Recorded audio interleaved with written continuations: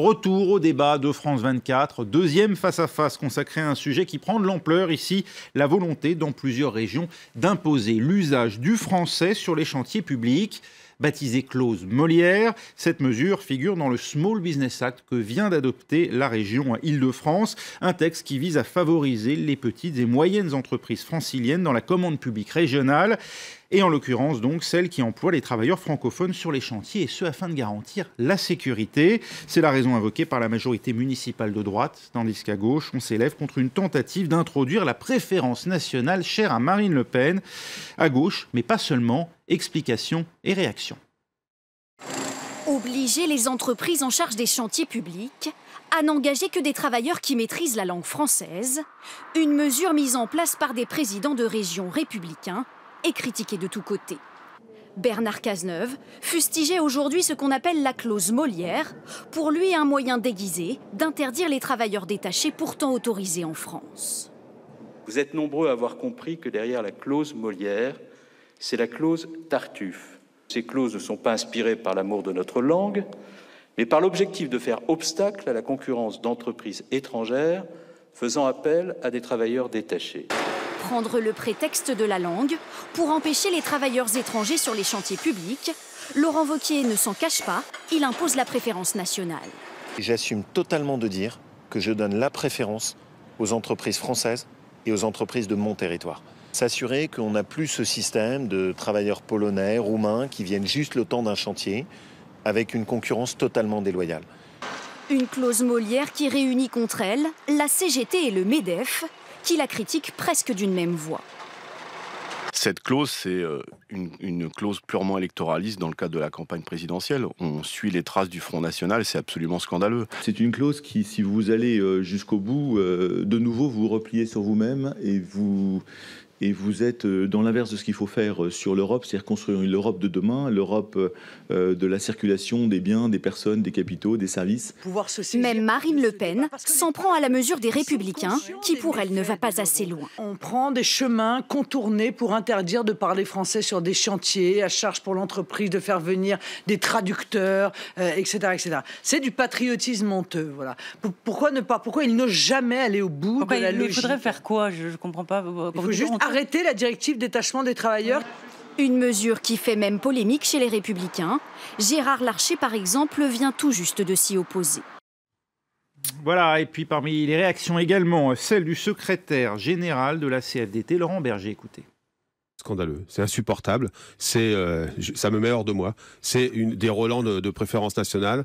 On veut faire croire qu'on veut lutter contre le dumping social et on tape sur les salariés avec des fondements dont on voit bien qui sont xénophobes.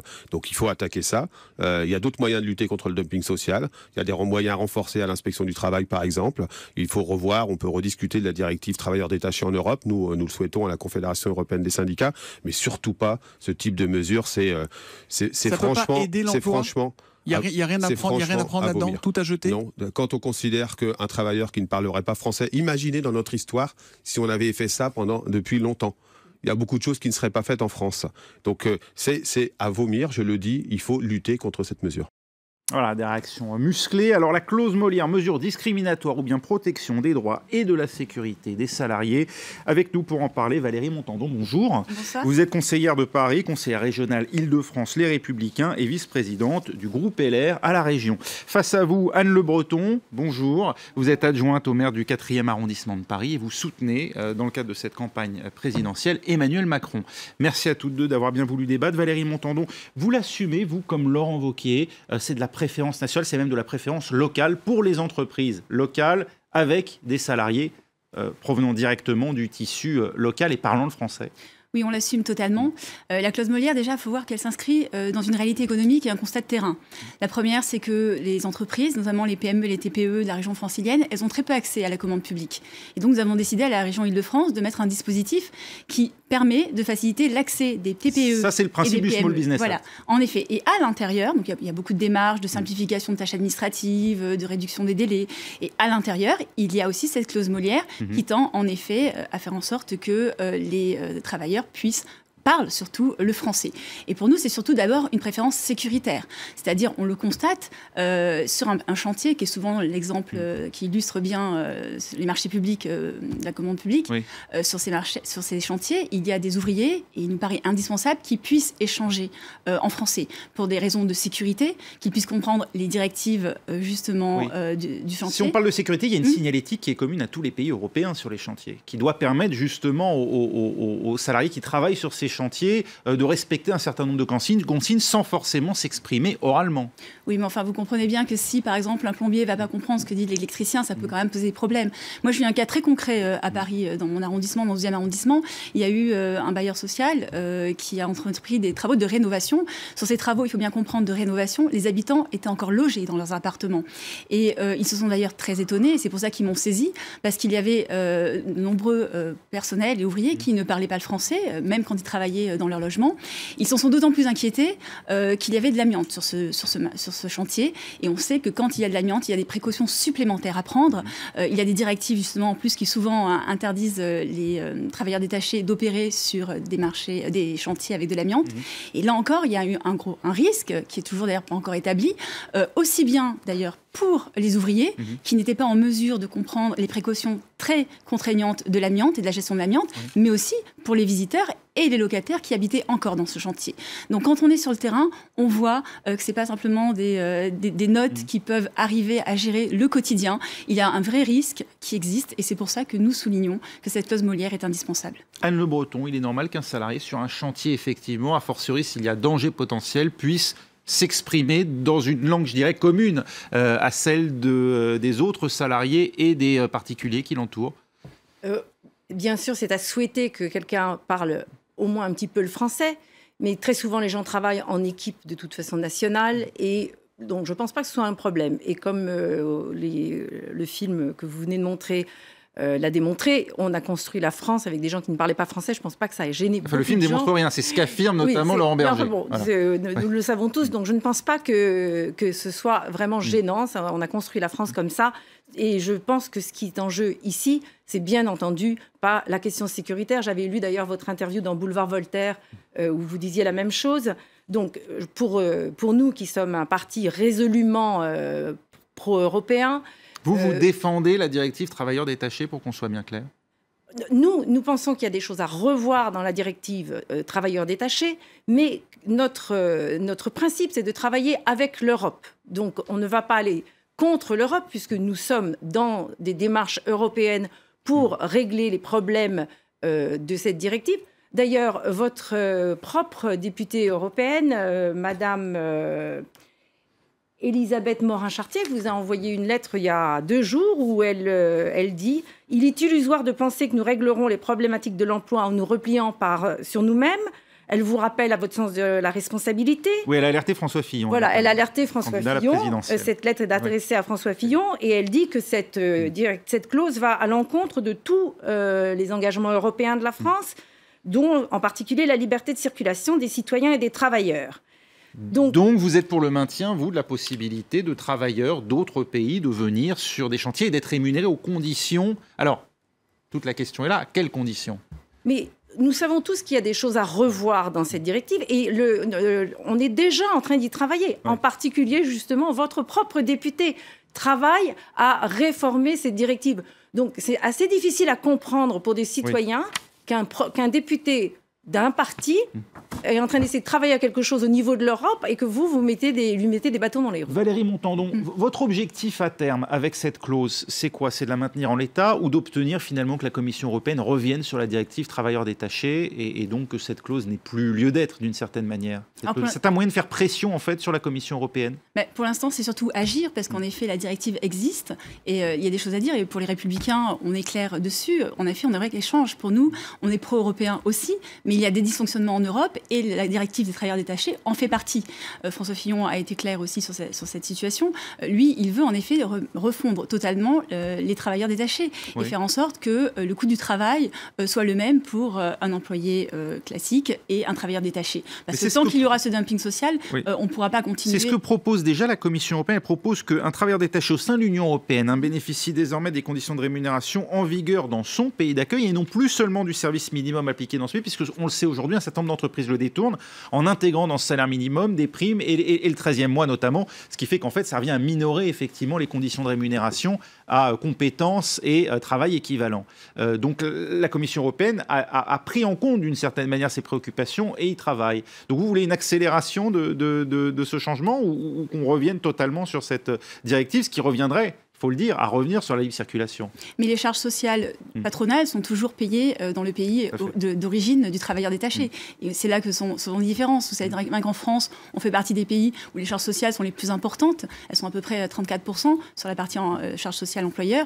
Et par exemple, à Chypre, elles sont de 6%. Donc quand on voit un tel écart, en effet, on voit bien que le coût du travail n'est pas encore à égalité entre un travailleur détaché et un travailleur classique. Donc vous vous appelez à payer les cotisations dans le pays où s'exerce le travail par les entreprises qui travaillent sur le sol français, même si elles ne sont pas domiciliées en France et qu'elles n'ont donc pas de siège social ni de centre de profit en France. Oui, il faut que le travailleur paye des charges sociales dans le pays, enfin que l'entreprise dont le travailleur est détaché paye des charges sociales dans le pays dans lequel il exerce pour qu'il participe justement à notre solidarité nationale au niveau social. Anne Le Breton, ça c'est un projet que non, je trouve que c'est complètement incohérent avec ce que vous êtes en train de faire par ailleurs avec vos députés LR dans l'Europe. Donc je ne comprends pas.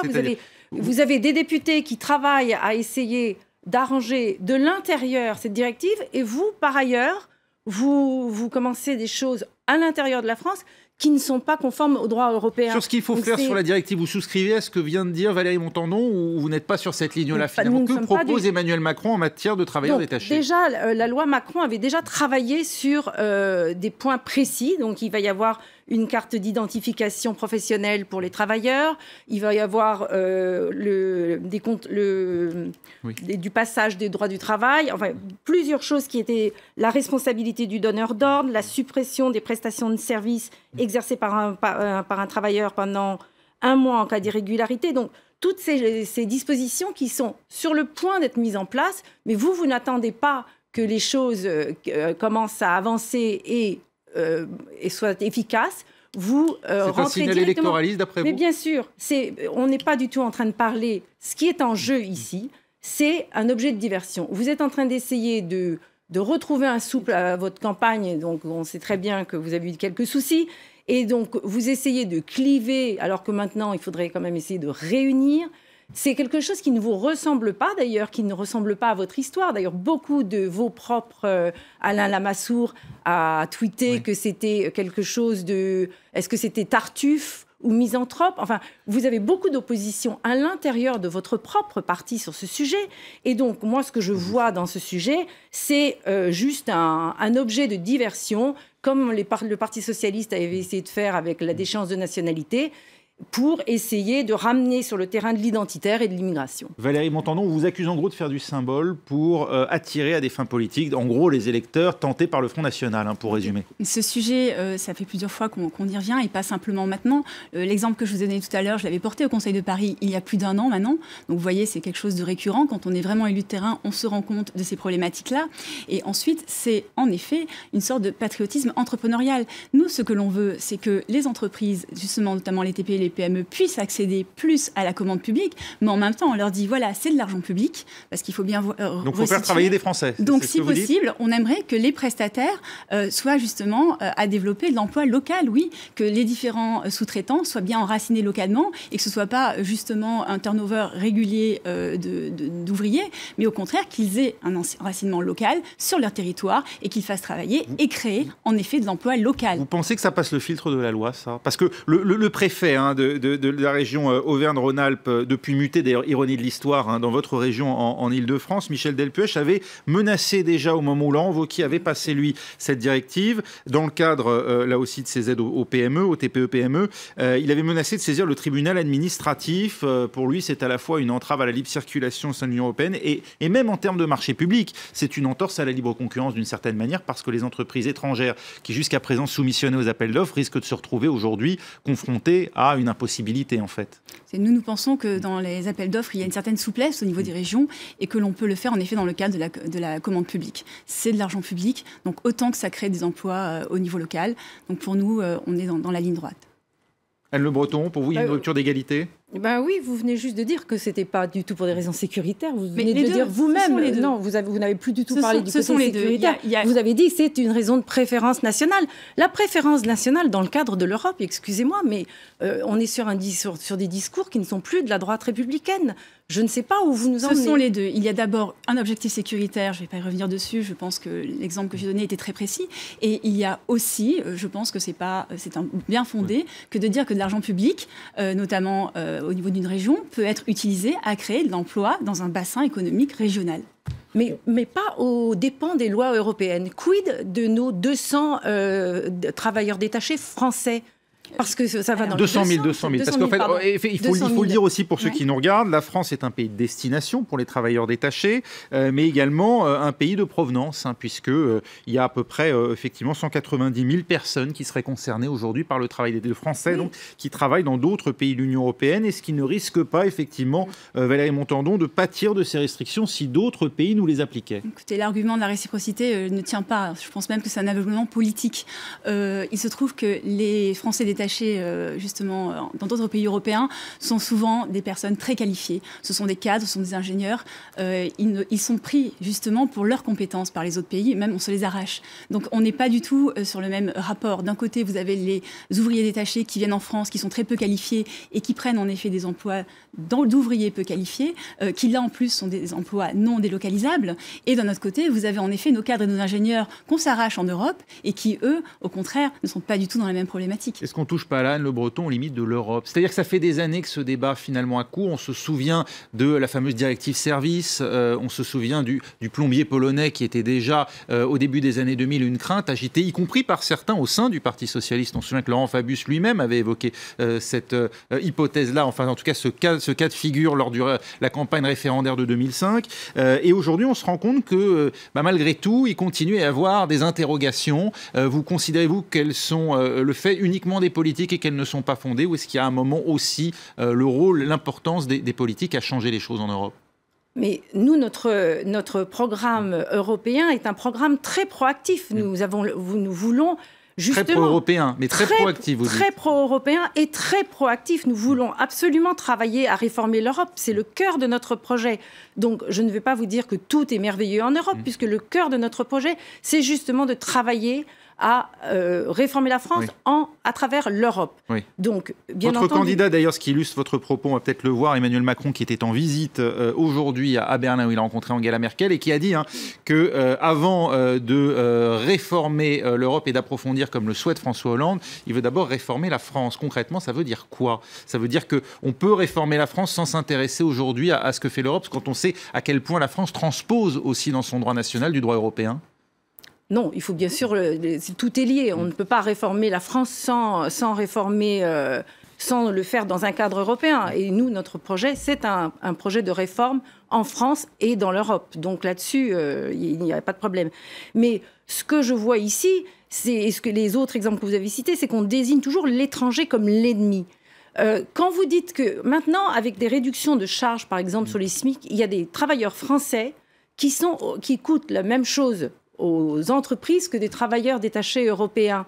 Et ce que vous êtes en train de dire aussi, c'est que non, nous ne craignons rien parce que nos travailleurs détachés, c'est un autre niveau, donc on va prendre tout ce qui est de bien de l'Europe. Ils ne sont pas substituables, c'est ce que vous dites en gros. Donc on va prendre tout ce qui est de bien de l'Europe et nous on va resserrer tout ce qui nous dérange de l'Europe. On peut pas avoir le beurre et l'argent du beurre, je suis désolée. On ne peut pas participer d'un projet européen et ne prendre que ce qui est de bien pour soi et enlever tout ce qu'on n'aime pas. Donc effectivement, il faut travailler cette question des travailleurs détachés, mais pas de la manière dont vous le souhaitez le faire. Valérie Montandon, quoi qu'il arrive, vous, évidemment, on l'imagine, vous continuez à plaider pour cette clause, Molière.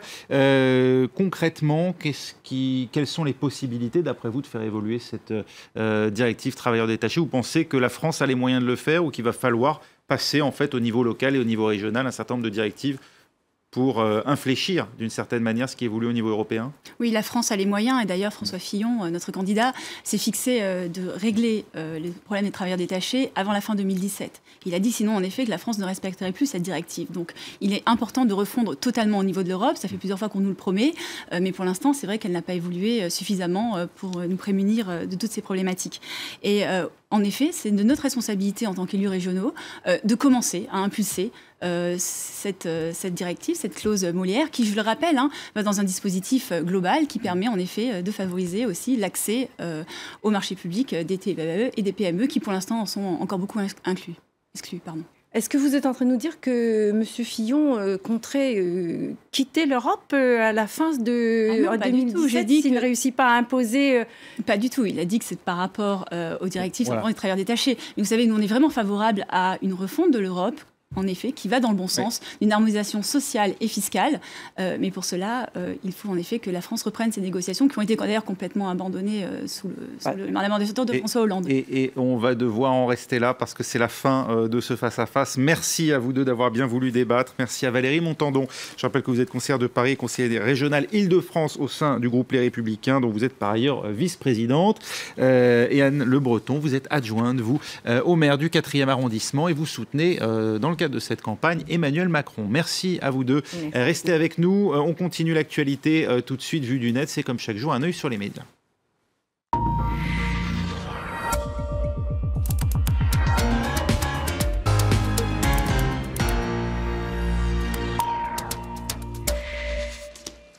Voilà, un œil sur les médias, c'est comme chaque jour avec Anthony Saint-Léger. Bonjour Anthony. Bonjour Raphaël. Et donc l'instauration de cette fameuse clause Molière qui suscite beaucoup de réactions en période électorale. Oui, la mesure est simple, imposer la maîtrise du français pour tous les ouvriers sur les chantiers de travaux publics, peut-être pour éviter cette situation. Alors non, ce n'est pas mon... Oui, parce que là on est sur l'élection aux Pays-Bas. Voilà pour ce dont je voulais parler, ce dessinateur de Man, et qui rappelle que le slogan de Paris 2024, des JO de 2024 étant en anglais. Alors plus sérieusement, cette clause a été adoptée par plusieurs régions. Elle a été créée il y a un an. Un collectif milite même pour qu'elle soit inscrite dans le code du travail. Du côté des partisans, on prône la lutte contre la concurrence déloyale des entreprises étrangères, mais également la sécurité et des chantiers et des ouvriers, un impératif de sécurité repris aussi par le président, par exemple, de la Fédération française du bâtiment. Du côté des détracteurs, on dénonce plutôt une mesure inutile et discriminatoire, et puis contraire à la directive européenne des travailleurs détachés de 1996. C'est bien son objet d'ailleurs. Comment ? C'est bien son objet. Voilà, exactement. Et c'est une mesure à vomir, estimait Laurent Berger de la CFDT, une marche vers la préférence nationale pour son homologue de la CGT, Philippe Martinez, à FO. Jean-Claude Mailly dénonce lui un opportunisme politique. Du côté du patronat, on n'est plus dubitatif. Pierre Gattaz reconnaît l'impératif de sécurité, mais met en garde aussi contre le repli sur soi et la dérive communautaire et nationaliste. Réaction aussi des hommes politiques. À Debout la France, Nicolas Dupont-Aignan est pour, mais on prône surtout la loyauté et la concurrence loyale entre les entreprises. Au Front National, Marine Le Pen, invitée sur notre antenne il y a 2 jours, dénonce un patriotisme honteux et non assumé de la part des Républicains, car plusieurs élus républicains ont en effet déjà adopté cette clause. C'est le cas de Valérie Pécresse pour la région Île-de-France ou encore de Laurent Wauquiez pour la région Auvergne-Rhône-Alpes, qui a même mis en place une brigade de contrôle. Le président du Sénat, Gérard Larcher, lui, a une position minoritaire dans son groupe puisqu'il est contre. Il précise que ce n'est pas applicable dans plusieurs départements. Et puis, d'évoquer un principe de réciprocité. Que ferions-nous si le Luxembourg faisait de même avec les Lorrains, dit-il. À gauche, la mesure suscite un tollé. Jean-Luc Mélenchon, lui, est contre. Il dénonce une hypocrisie, arguant d'abord le respect du code du travail. Hypocrisie aussi pour le Premier ministre Bernard Cazeneuve. Derrière la clause Molière, c'est la clause Tartuffe. Il accuse les adeptes de cette clause de vouloir tirer un profit électoral. Et puis, il y a aussi les groupes de gauche du Conseil régional Île-de-France qui ont saisi le préfet de région car ils jugent cette mesure illégale. Le ministre de l'économie, Michel Sapin, de son côté, a également saisi sa direction des affaires juridiques, qui doit donc se prononcer sur la légalité. Voilà, et donc lequel préfet de région, on en parlait, avait également eu à s'intéresser à cette mesure dans sa précédente attribution, puisqu'il était auparavant préfet Rhône-Alpes.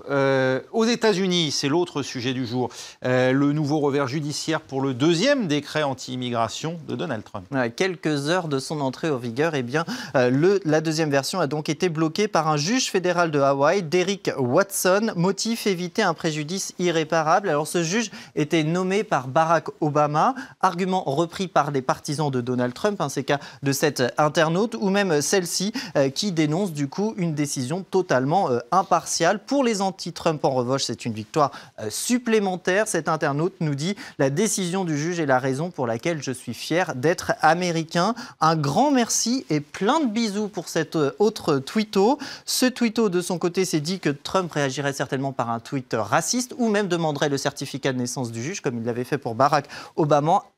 Eh bien non, Donald Trump n'a pas tweeté, si, c'est vrai, mais il a tout de même réagi dans son discours de Nashville. Il dénonce une décision erronée, un abus de pouvoir sans précédent et promet d'aller jusqu'à la Cour suprême. C'est ce qu'il avait fait en février dernier. C'est en effet l'une des options. L'autre étant qu'il réécrive un nouveau décret ou alors qu'il abandonne l'idée, mais ça, j'en suis moins sûr. Oui, on a des doutes. Merci beaucoup en tout cas, Anthony. Merci à nouveau à nos deux débattrices. Restez avec nous, à suivre dans un instant un nouveau journal sur France 24.